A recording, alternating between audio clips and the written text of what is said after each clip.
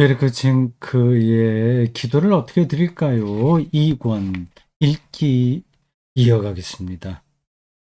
오늘 174쪽부터 읽겠습니다. 새로운 챕터로 들어갑니다. 여기 제 3장입니다. 챕터 3 평온하게 살기 위한 기도라는 타이틀이 붙었죠. 보십시오. 보이죠?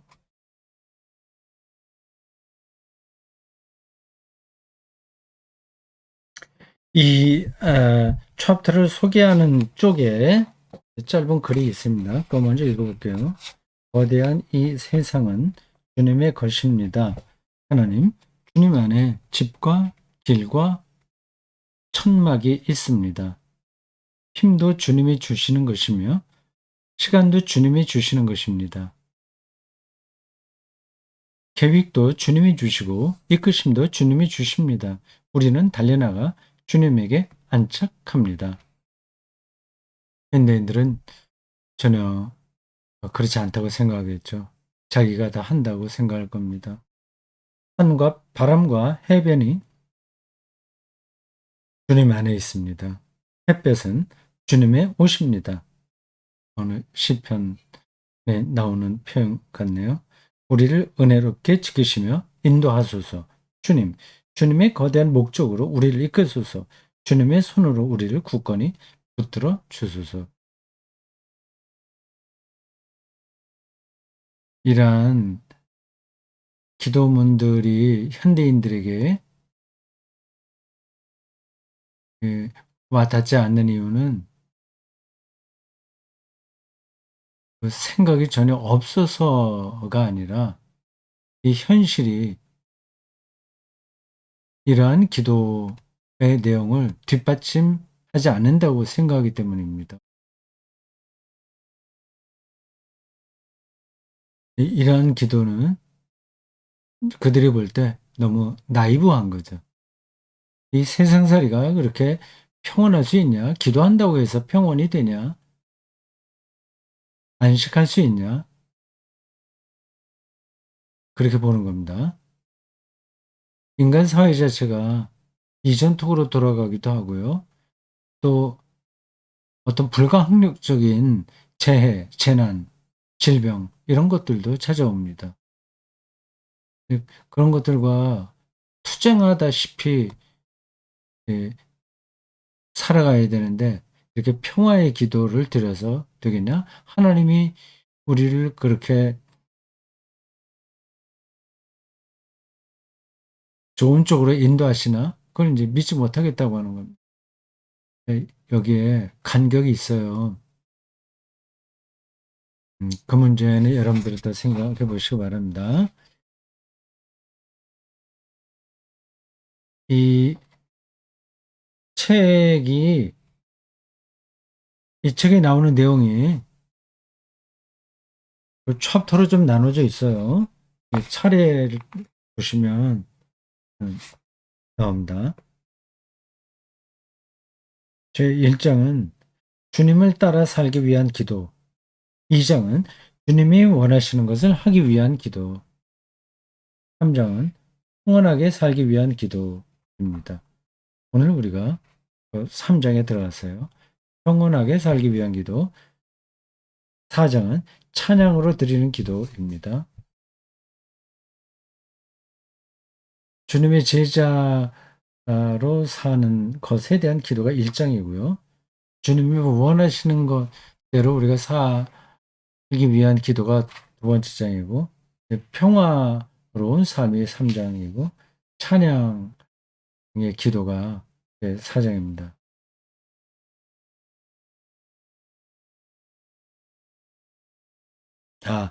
3장의 첫 번째 기도문, 여러분, 화면에 제목이 나오죠? 다리 위에 서서 흐르는 물을 바라보다. 문학적인 표현입니다. 저 제목에 몇 단어가 나옵니다. 다리 위예요. 다리 아래가 아니라 다리 위, 흐르는 물,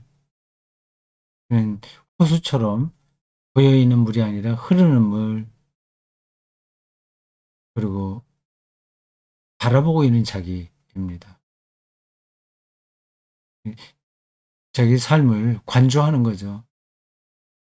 하나님 안에서 자기를 있는 그대로 들여다보는 거예요. 그럴 때 평화가 주어진다는 거 아니겠습니까?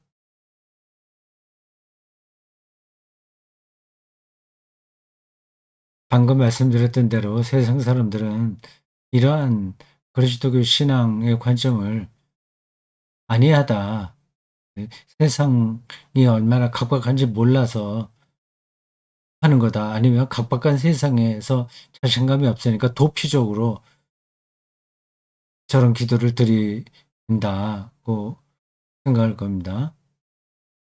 이제 크게 전체적으로 얘기하면 현실성이 떨어진다는 겁니다. 과연 그럴까요?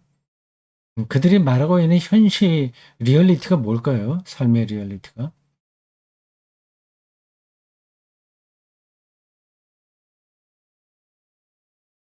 흐르는 물 속에 들어가서 첨벙대면서 물과 싸우는 게 삶의 리얼리티일까요? 자, 보겠습니다. 이번 단락에도 어, 그 전형적인 글쓰기 방식처럼 앞부분에는 산문으로 그 주제에 대한 설명이 나오고 후반부에는 기도문이 나옵니다.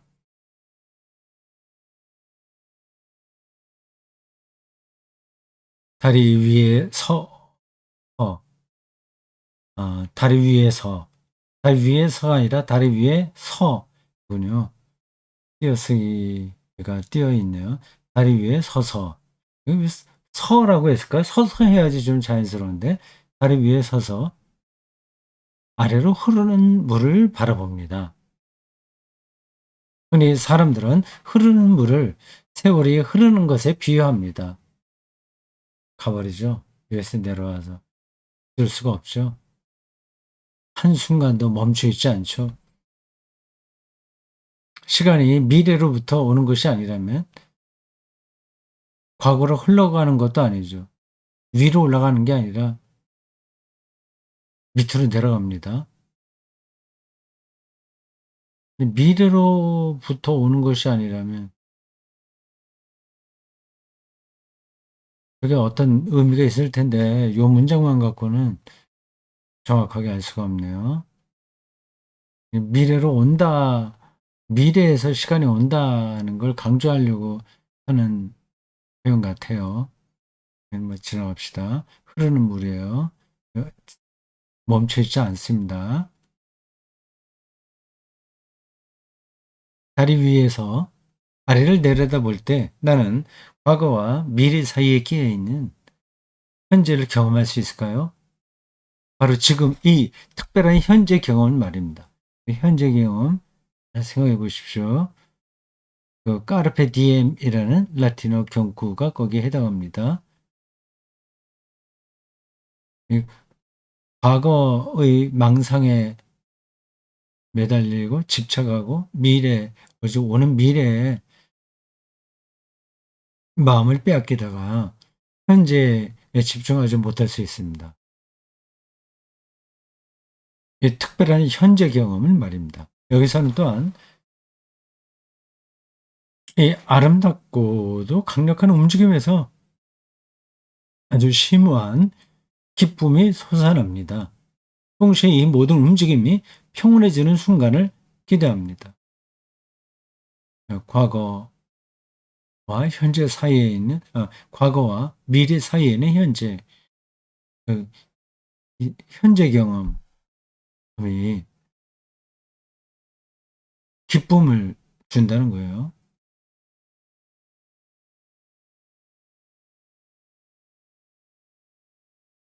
그거를 느끼는 사람에게만 기쁨이 오겠죠.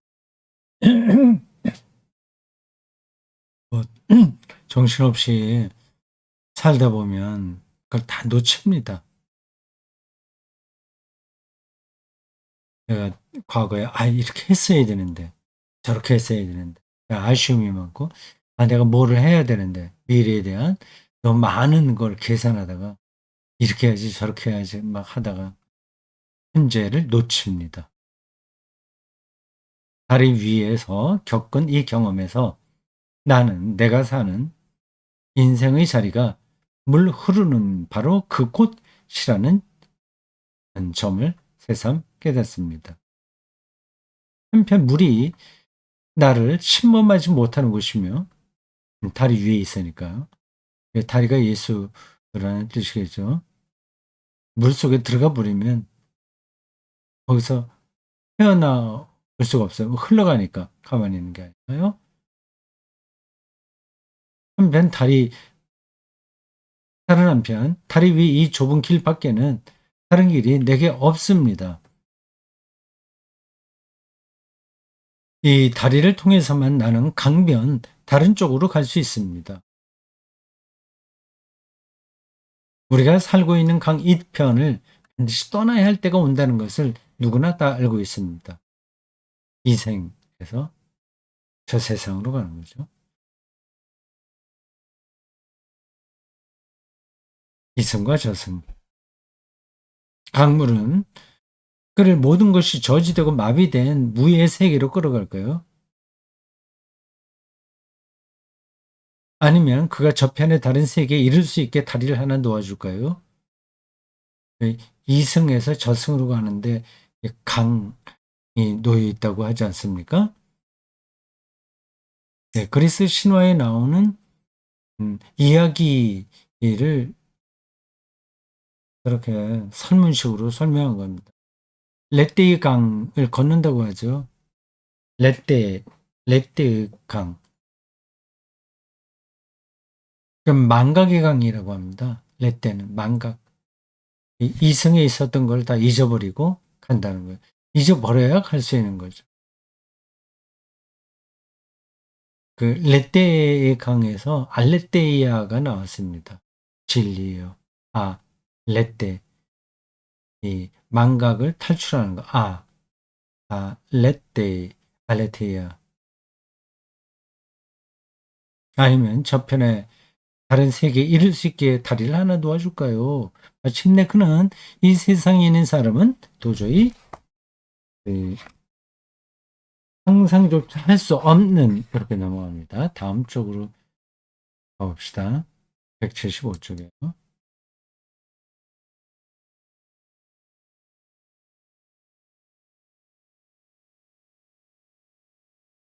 이 세상 사람들은 도저히 상상할 수조차도 없는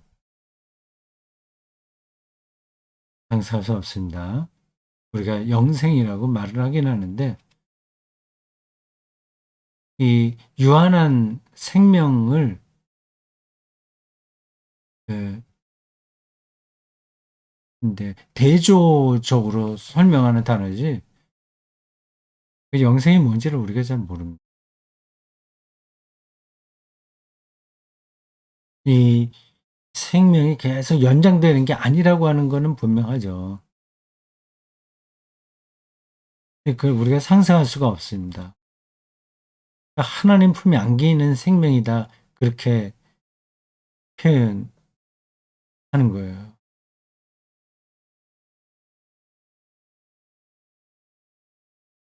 그리스도인들에게 좀 그 아쉬운 점이 이겁니다. 신앙 언어를 신앙 언어로 받아들일 줄 몰라요. 그냥 철학하고 같이 연관되어 있는 거거든요. 그거를 그냥 단순하게 일상적인 언어로만 이해합니다. 그러니까 영원한 생명을 그냥 낱말 뜻으로 영원하게 지속하는 삶 이렇게 생각합니다. 상상조차 할 수 없는 이 땅에서는 시간과 공간 안에 제한받고 살고 있기 때문에 그거를 넘어서는 생명은 다리 건너편는 거는 상상할 수조차가 없어요.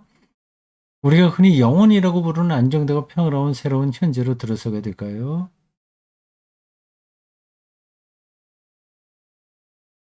새로운 현재, 새로운 현재.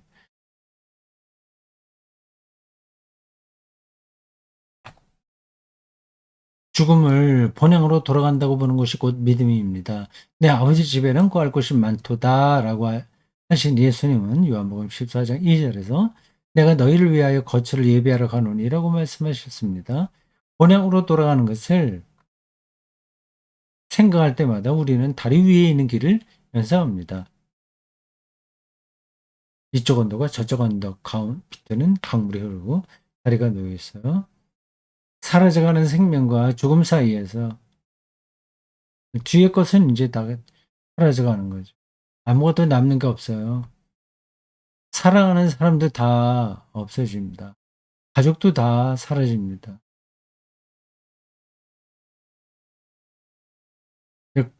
그 사라지는 것에 목을 매면서 사는 건 어리석은 거죠. 그 친구, 뭐 가족, 교인들, 뭐 자기가 하는 학문적 업적 이게 무의미하다는 게 아닙니다. 결국 그것은 다리 건너기 전까지만 의미가 있는 거예요. 사라져가는 생명과 죽음 사이에서 우리는 죽음과 새롭게 다가오는 생명을 향해 발걸음을 내딛습니다. 그리로 가는 길은 튼튼한 기초 위에 닿게 있습니다. 닿게 있어야 되죠. 우리는 닿게 있다고 믿죠. 예수 그리스도가 그 다리라고 우리가 믿으니까요. 예수 그리스도를 통해서 새로운 생명을 우리가 얻었다고 말하지 않습니까? 근데 그게 뭔지는 세례 문답 공부할 때 얻어 들은 대답으로 충분하지 않습니다. 그거는 하나의 공식인 거예요. 예수를 믿고 죄 용서받아 구원에 이르게 되었으며 뭐 두루두루 사도신경 안에는 그런 내용들 이 우리가 배운 대답입니다. 근데 그게 어떤 건지는 평생 동안 그 화두처럼 붙들고 있어야 됩니다. 거기도 몸이 다시 사는 것과 영원히 사는 것을 믿습니다. 돼 있잖아요. 그 사도신경 마지막 대목에 그 몸이 산다는 게 뭐냐, 영원히 사는 게 뭐냐를 어떻게 그 공식으로 다 안다고 할 수 있겠습니까? 이 경계선에서 우리 손은 희망이 이외에는 잡을 것이 아무것도 없습니다. 믿음, 희망, 사랑을 바울이 이야기했죠. 희망 이외에는 잡을 것이 아무것도 없습니다. 예수님께서 하나님을 희망했듯이 우리도 그렇게 희망하면서 사는 겁니다. 그 다리를 건너기 전까지는. 우리에게는 이 세상에는 단 하나의 이미지, 곧 물결 위에 놓인 다리밖에는 보이지 않습니다. 하나의 이미지, 왜 이미지라고 표현을 했을까요? 단 하나의 이미지? 이를 갖다 이미지라고 얘기했는데, 이렇게 친구가 어떤 뜻으로 저렇게 했는지, 정확하게 알 수 없습니다. 하나의 이미지, 물결 위에 놓인 이 강물이죠. 흘러가는 물, 거기 물결이 치죠. 다리밖에는 보이지 않습니다. 그 건너편에 구체적인 것은 보이지 않는 거예요. 그리고 지난 삶은 다 끝나버려서 없어진 거고요. 저런 사람들은 인생이 아직까지 창창하게 남았는데 그래 생각할지 모르지만 얼마나 빨리 지나간다고 하는 건 나이 들면 절실하게 느낄 겁니다.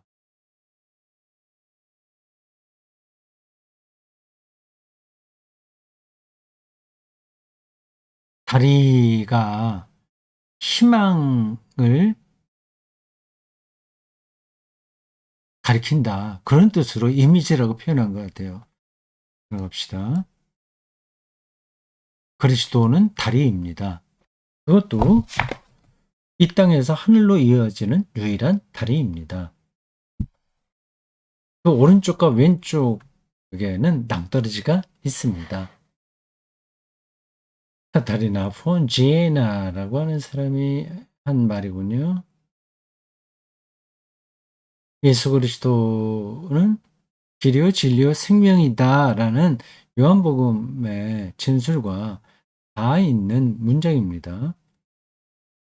오른쪽과 왼쪽에는 낭떠러지가 있다고 하잖아요.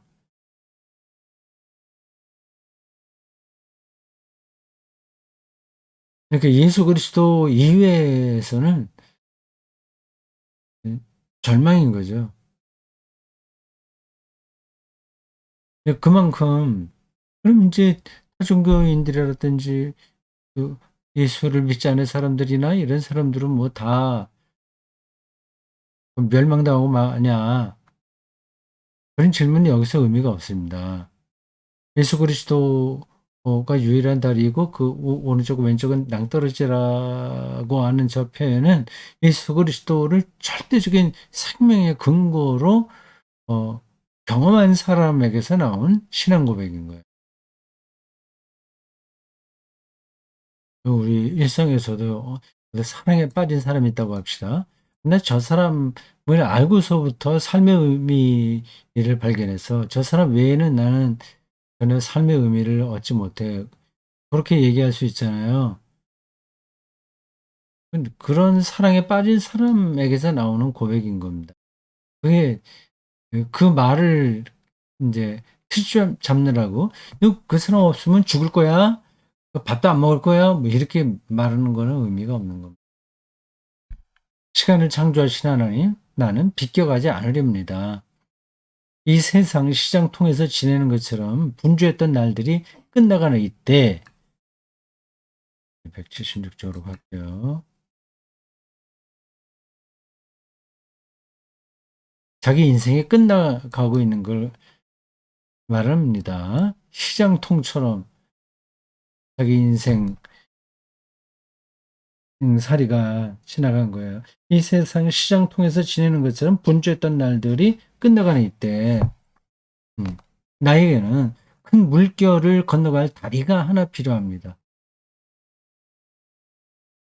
그것을 건너 나를 맞이해 주실 분이 계신 다른 편으로 갈 것입니다.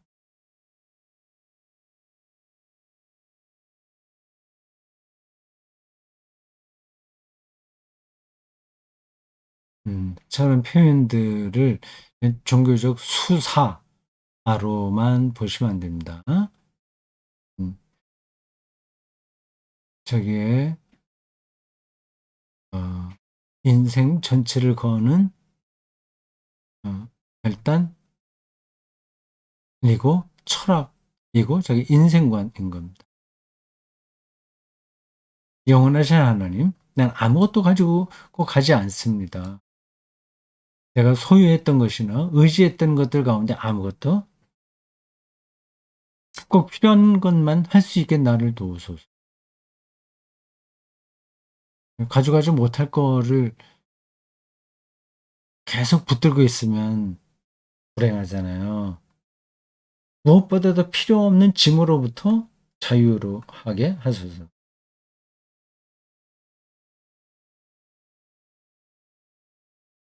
필요 없는 짐 많죠.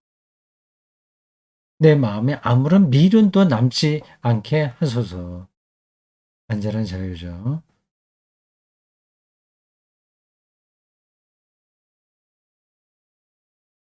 꼭 필요하진 않은 것들을 모으지 않게 도우소서. 자유롭고 가벼운 마음으로 마지막 길을 가게 하소서. 물론 내 마음에 걸리는 사람이 있습니다. 자식이나 아 또 같은 그 공동체 교우들일 수 있죠. 이 세상을 떠나가게끔 하나님께서 사람에게 허락하셨습니다. 그것은 그에게 제공된 기회입니다. 더구나 아주 좋은 일입니다. 세상을 떠나는 일이 좋은 일이라고 하는 거예요. 계속 거기 머물러 있어 봐요. 정말 불행한 겁니다. 주님께서 직접 그렇게 만드셨습니다. 음. 마지막 쪽 177쪽 가보겠습니다.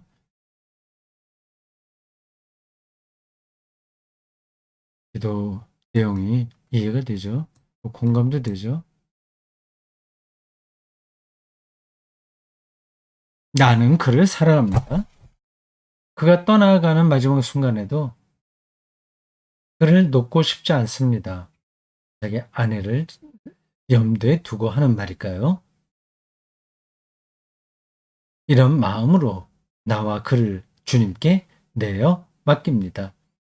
내가 그를 더 이상 감당할 수 없을 때 그 시간에도 주님은 그를 지켜주십니다.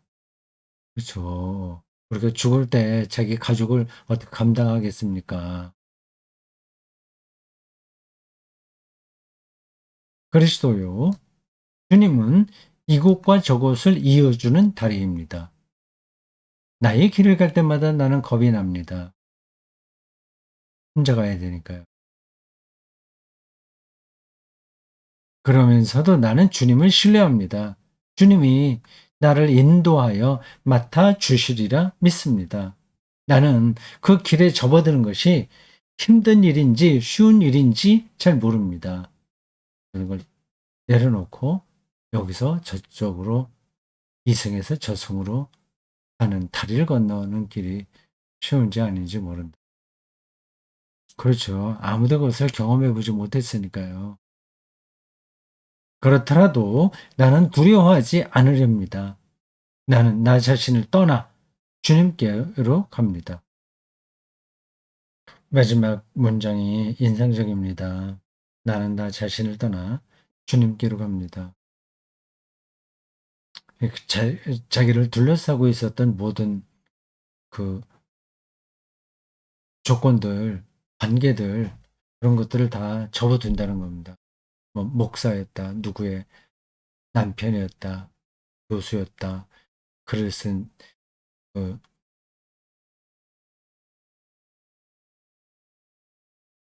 글을 쓴 뭐예요? 작가였다. 아주 이런저런 등등 그런 것. 거기서 이제 떠나는 거죠. 떠나 주님께로 갑니다. 생명의 근원이신 주님께로 갑니다. 모든 것 다 내려놓고.